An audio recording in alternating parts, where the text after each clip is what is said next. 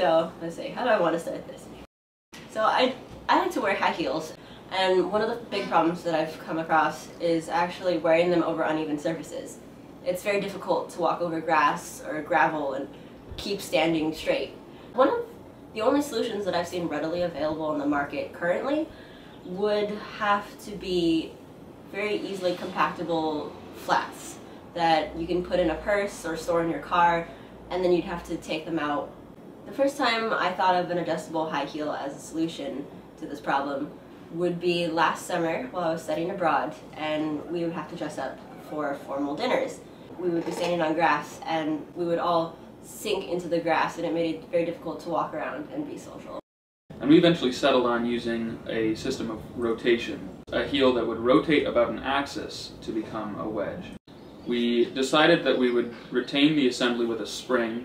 As we were about to go to prototyping, we kept running into some challenges that prevented us from having a fully working assembly. So we had two main challenges in this design. The first challenge was finding a spring that was small enough that it would fit inside the heel, yet strong enough that it would hold the assembly together when the user was walking. And the second challenge was that because we were dealing in such a confined space, we found that we had to be using very small equipment such as screws to hold the assembly together. So we decided to explore some alternative solutions. We had to come up with a new design, and we decided to go with magnets instead of a spring. So for the heels we use, if you were to use spring, the attraction force is proportional to the distance.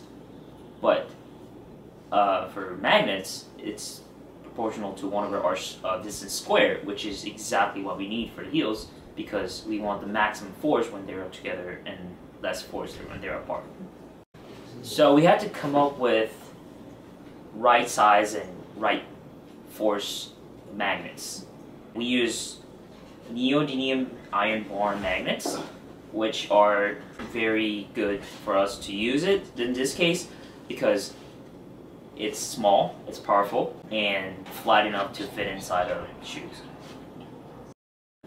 Some of the options for constructing a prototype that we had available to us was the wood shop, machine shop, or 3D printing, which was available to us on campus, and that would be plastic.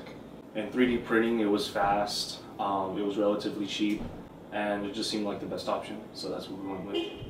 Some of the challenges that we faced when actually building it was a 3D printer had some limitations on how thick it would make layers.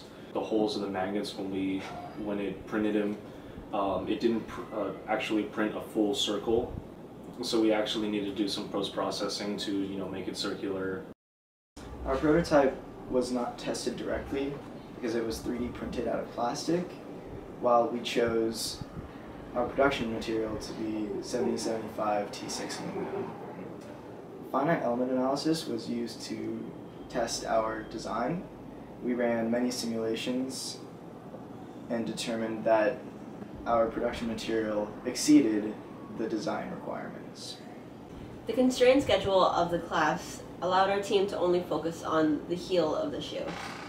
In future iterations of our project, the team would like to change the scaling of the heel for more stability. We'd also like to add a locking mechanism that would allow us to use weaker magnets and make conversion easier. If we had more time, our team would like to design a sole for the shoe, which could easily switch between conversions. We are also hoping to make the shoe fashion forward so that a woman everywhere will want to buy it. How do you pause this thing? Push this